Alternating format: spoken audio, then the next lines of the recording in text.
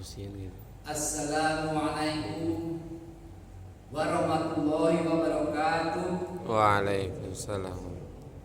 Yang gede Pak. Innal hamdalillah wassalatu wassalamu ala rasulillah wa ala ahli wa sahbihi wa min tabi'ahum bi ihsani yaumal qiyamah. Subhanaka la ilma lana illa ma 'allamtana innaka antal alimul hakim. Asyhadu an la ilaha illallah wa asyhadu anna Muhammadar Rasulullah. Allahumma sholli ala Muhammad wa ala ali Muhammad. Alhamdulillah wa syukurillah, kita senantiasa bersyukur kepada Allah atas kesempurnaan limpahan kenikmatan yang telah kita terima, sehingga kita masih dipersuakan, kita masih dipertemukan di sejengkal tanah yang Allah cintai dan Allah ridhoi, serta kita disibukkan dalam hal yang Allah ridhoi pula, yaitu apa? Thalabul ilm. Maka kami mengundang bapak-bapak atau ibu-ibu yang lain agar besok hari Ahad bisa datang sholat subuh dan mendengarkan kajian Ahad subuh oleh Al-Mukarram Ustaz Haidir, karena itu bagian daripada thalabul ilm juga. Judul pada pagi ini adalah 4 klasifikasi kita dan keluarga di akhirat. Artinya di mana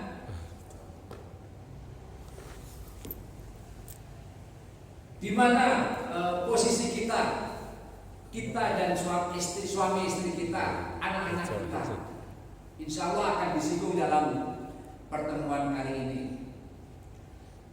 Jemaah salat subuh rahimakumullah, keutamaan ilmu tidak bisa dibandingi oleh ibadah apapun.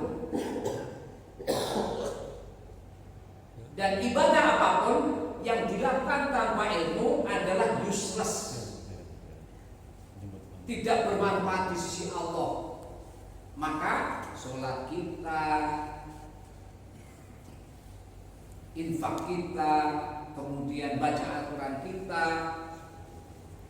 itu Allah akan tolak ketika apa? Ketika tidak dilandasi, dibarengi dengan ilmu.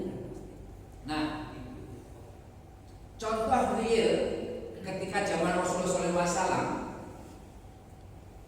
ada hadis di riwayat Bukhari nomor 793 ataupun Muslim nomor 397. Ketika itu Rasulullah sedang duduk seperti ini bersama sahabat.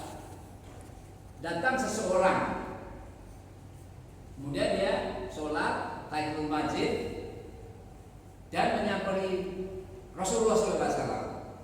Lalu orang ini menyapa, Assalamualaikum ya Rasulullah. Waalaikumsalam. Terus tanya, antum udah sholat? Sudah ya Rasulullah. Maka beliau menjawab, Fasoli fa'inaka lam tusoli. Ulangi sholatmu, karena sesungguhnya engkau tidak sholat. Lalu orang itu mundur lagi untuk sholat 2 rakaat lagi, tentu dengan ekstra hati-hati. Kenapa? Karena dilihat oleh Rasulullah SAW. Dan setelah itu, setelah selesai Assalamualaikum, lalu datang lagi ke Rasulullah. Ditanya oleh Rasulullah, kamu sudah sholat? Sudah ya Rasulullah. Fasoli fa'inaka lam tusoli. Ulangi sholatmu, karena sesungguhnya engkau tidak sholat. Akhirnya ketiga kali. Begitu juga tambah ekstra hati, apa yang salah dari saya ini. Nah, yang ketiga pun juga begitu. Fasoli fa'inaka lam tusoli, kata Rasulullah SAW.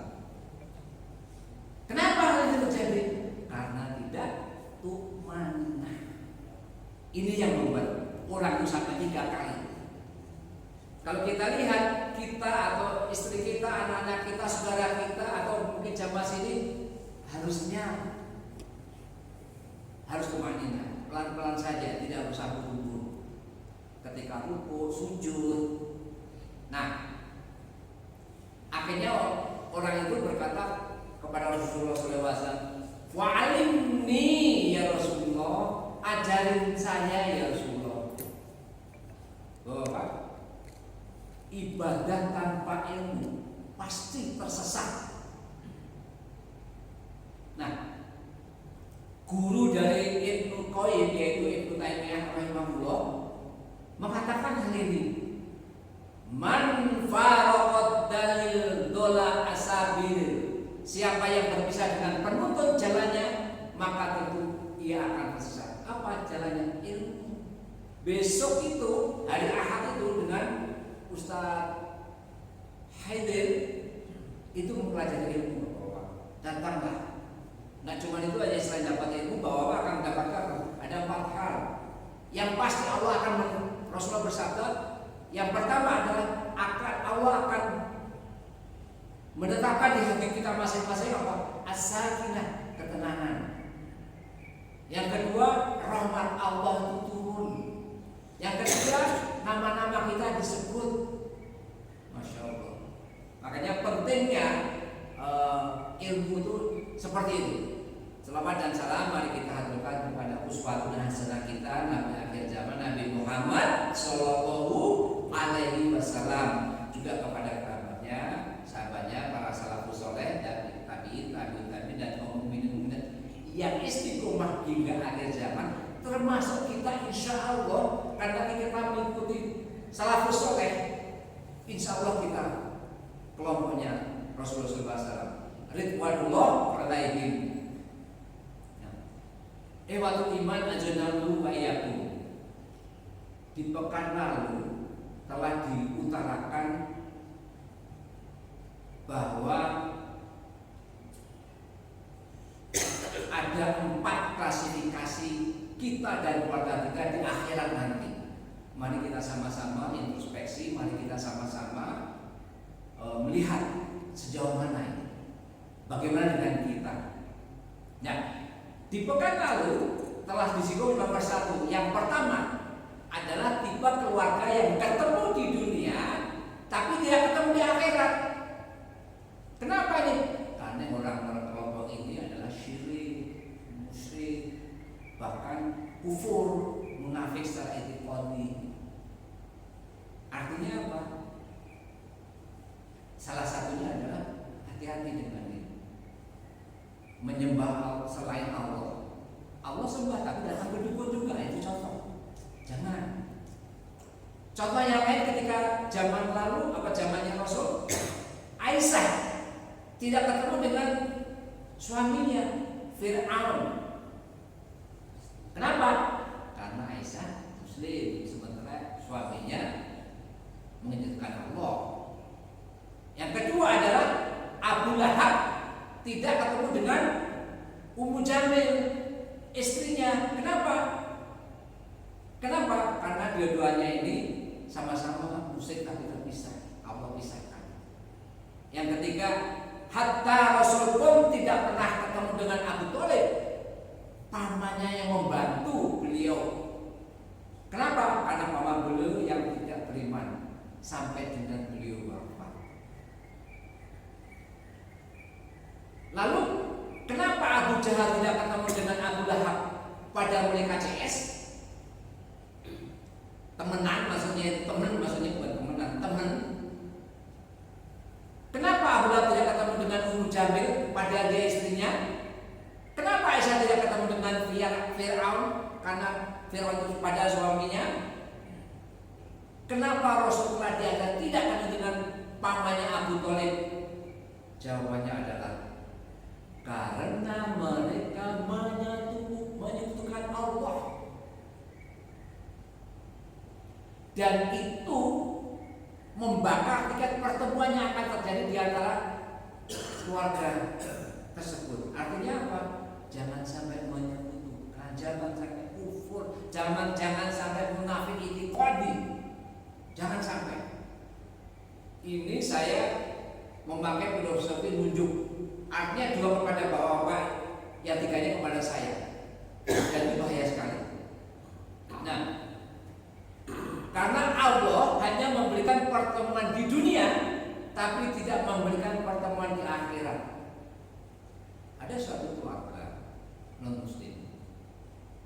Suatu saat anaknya yang masih remaja SMA naik mobil tabrakan mati. Si bapak ini menangis sejadi-jadinya. Seperti biasa kalau orang non muslim seperti itulah kira-kira ya. Nah,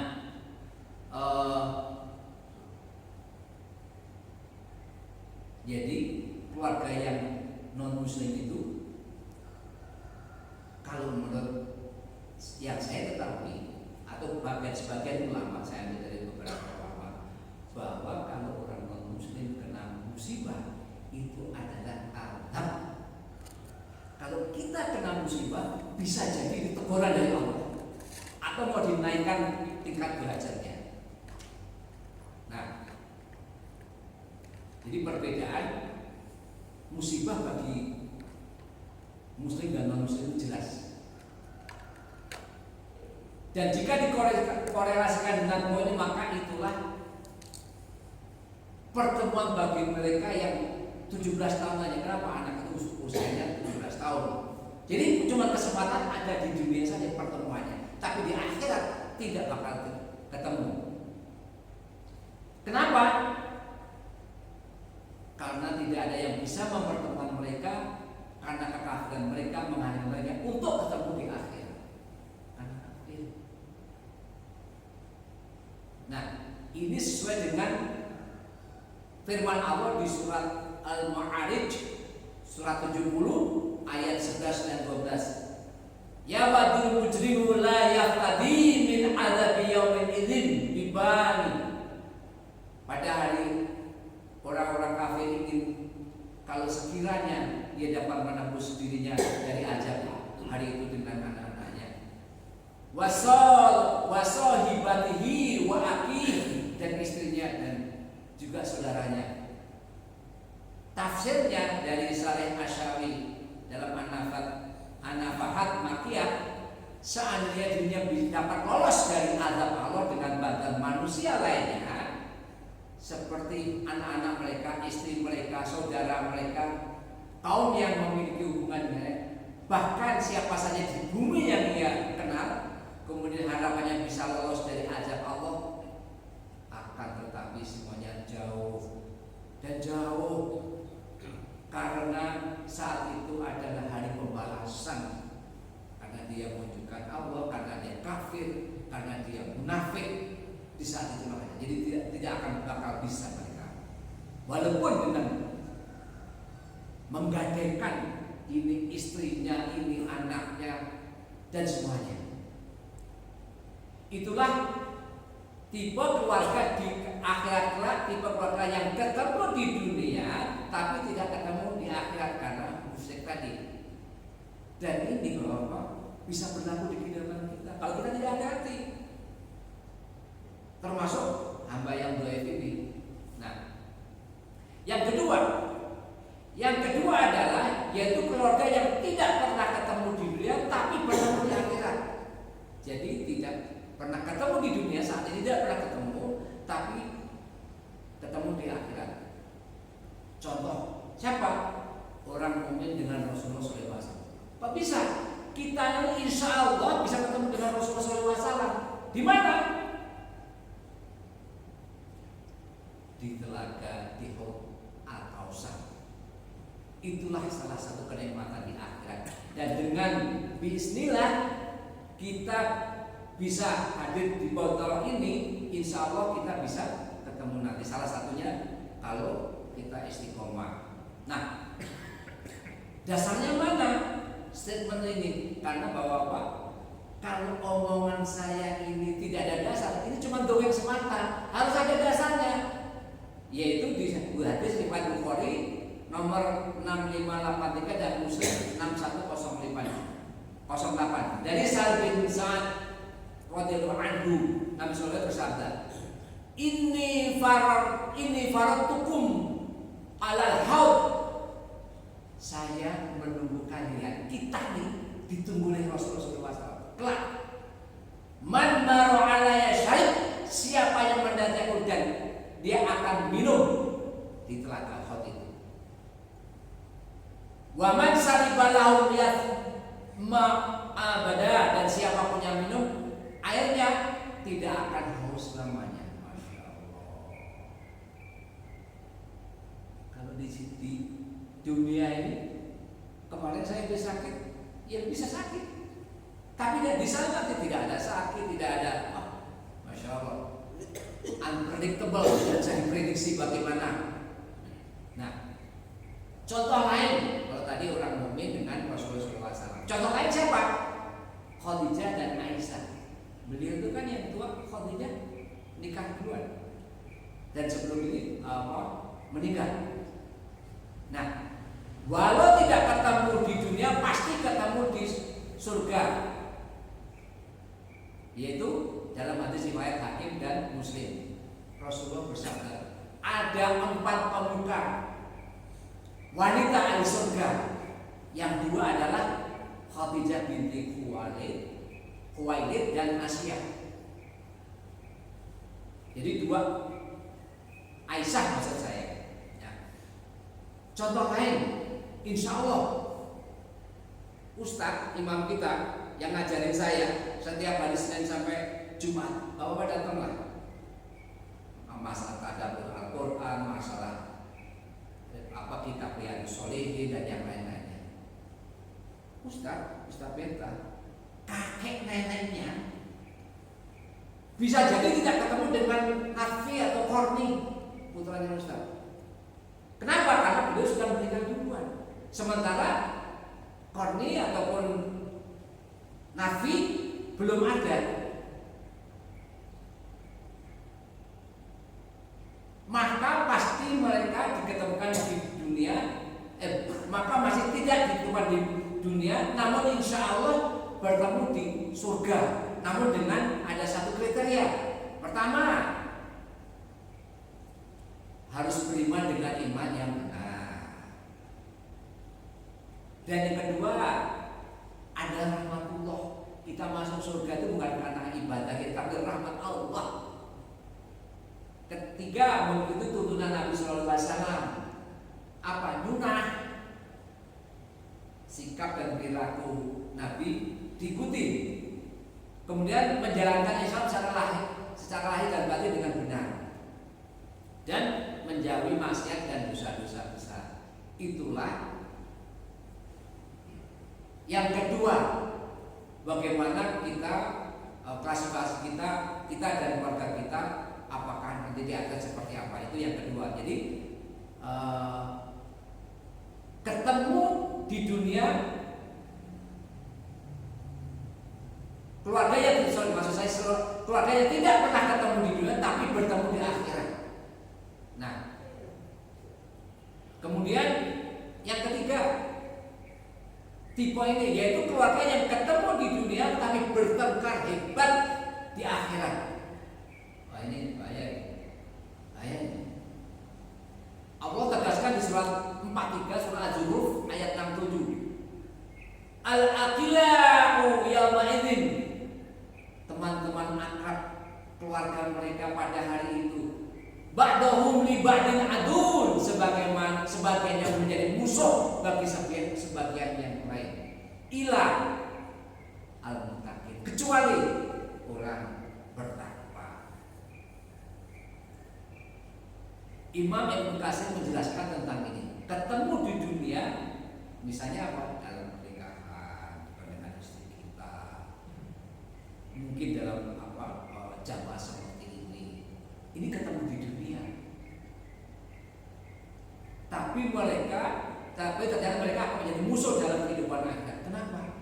Karena keluarga itu atau orang itu tidak takut kepada Allah dan tidak saling mengingatkan kepada jalan surga dan jalan Allah. Itu masalahnya.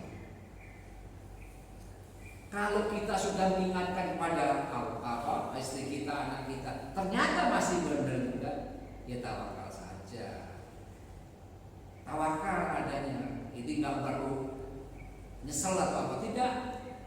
Kerjakan saja apa yang diperintahkan Allah dan larangannya. Nah, Ibnu Katsir kembali menjelaskan bahwa ada suami istri yang menggugat, suami menggugat istrinya atau istri menggugat suami. Orang tua dan anak saling menggugat, bapak atau ibu menggugat anaknya atau kebalikannya. Semuanya bertengkar menjadi musuh. Kenapa? Karena mereka baru terbelalak matanya apa yang mereka lalaikan ketika di dunia, tidak pernah ingatkan perihal dunia dan neraka, ternyata betul-betul terpapang di kedua pelupuk matanya dan tidak bisa diingkari lagi. Baru terbelalak. Makanya terutama untuk hamba yang dhaif ini, tugas kita bapak-bapak mengingatkan anak-anak kita, mengingatkan istri kita, mengingatkan saudara-saudara kita. Itu tugas kita. Tapi setelah itu tentu dengan memberikan contoh tentunya. Jangan pula misalnya saya ngerokok, saya bilang Pak Agung jangan merokok. Bagaimana mereka Pak Agung akan ngikutin kalau saya sendiri rokok? Itu kan tidak benar. Artinya apa? Kita harus sebagai contoh yang baik. Nah, maka nanti banyak istri yang komplain kepada suami. Kata istri, ternyata saya ini akan masuk neraka karena setiap orang dikumpulkan di padang mahsyar. Sudah merasa kemana tujuan nanti yang akan berada. Allah tegaskan kaitan dengan ini ada di surat At-Takabur surat 64 ayat 9. Allah berfirman, "Yauma yajma'ukum liyaumil jam'i." Ingatlah hari di mana Allah mengumpulkan kamu pada hari pengumpulan. Dzalika yaumut taghabun, itulah hari dinampakkan kesalahan-kesalahan manusia. Wa may yu'min billahi wa ya'mal shalihan yukafir anhu syai'atihi, dan barang siapa beriman kepada Allah dan beramal soleh, wa yudkhiluhu jannatin tajri min tahtihal anharu khalidina fiha abada, dan masukkan ke dalam jannah yang mengalir di bawahnya sungai-sungai, mereka kekal di dalamnya. Ini jelas. Ketika di padang mahsyar kita sudah jelas. Si istri ini komplain kepada suaminya. Seperti itu kira-kira. Makanya wanita akan berkata kepada suaminya, kamu dulunya nggak pernah ngingetin saya untuk pakai jilbab atau nutup aurat sebagai contoh. Karena muslim itu harus menutup aurat. Artinya sampai dengan perut ya, bukan cuma sampai cuma dada. Istilahnya apa? Tegung itu bukan. Harus dengan jilbab. Dan neraka itu menyediakan tempat bagi yang tidak menutup aurat. Dan tempatnya di tempat yang paling dalam di neraka, saking dalamnya si wanita tidak bisa cium baunya surga. Dan yang gugat suaminya begitu juga, istri yang ngaji tapi tidak kasih tahu kepada suami akan digugat juga. Nah, bagi istrinya yang nggak ikut sekarang kasih tahu, keluar harus pakai jilbab. Jangan sampai nanti bapak digugat oleh istrinya. Nah, itu istri menggugat suami. Sekarang ada anak yang gugat orang tuanya. Ketika orang tuanya tidak pernah ingatkan kepada anaknya kepada jalan yang hak, jalan yang benar. Misalnya anaknya perempuan diajak laki-laki, bapaknya diam saja, menentuai. Ini nggak mengingatkan. Atau anak laki-laki yang ngajak perempuan yang belum halal karena belum nikah, dia diam aja bapaknya ini. Bisa jadi hal ini kelihatan romantis, anak saya jatah. maka jangan sampai terjadi. Itu adalah yang ketiga, klasifikasi ketiga, yaitu keluarga yang ketemu di dunia tapi bertengkar hebat di akhirat. Nah, yang keempat, yang terakhir ini, moga-moga poin inilah yang akan menjadi kita nanti, klasifikasinya yang menjadi tujuan kita. Yaitu apa? Keluarga yang ketemu di dunia dan ketemu di akhirat. Kita ketemu dengan istri dan anak kita, kelak bisa ketemu di akhirat. Atau mungkin bapak-bapak ketemu dengan kita yang ada di sini. Nah, dasarnya mana? Surat At-Tur, surat 52 ayat 21. Kalau nggak salah ini kemarin suruh ngapalin. Ya, tapi tadi oleh Ustaz Teguh setiap hari Selasa malam. Allah berfirman, alhaqna bihim dzurriyyatahum, kami pertemukan anak-anak cucu mereka dengan mereka, tapi dengan salah. Itu apa salahnya? Walladzina amanu wa taba'athum dzurriyyatahum bil imanin, yaitu apa? Orang-orang yang beriman dan yang anak cucu mereka mengikuti mereka dalam keimanan. Jadi harus ada syaratnya. Kita bisa ketemu dengan anak itu. Syaratnya beriman. Yang kedua, anaknya juga beriman. Kalau anaknya kebelangsa seperti Nabi Nuh dengan kaki tak bakal bisa. Nah, Ibnu Abbas mentafsir masalah ini, mengomentari ayat ini dengan misalkan Allah akan mengangkat derajat keturunan seorang mukmin meski berbeda tingkat amalnya sebagai pelipur mara baginya.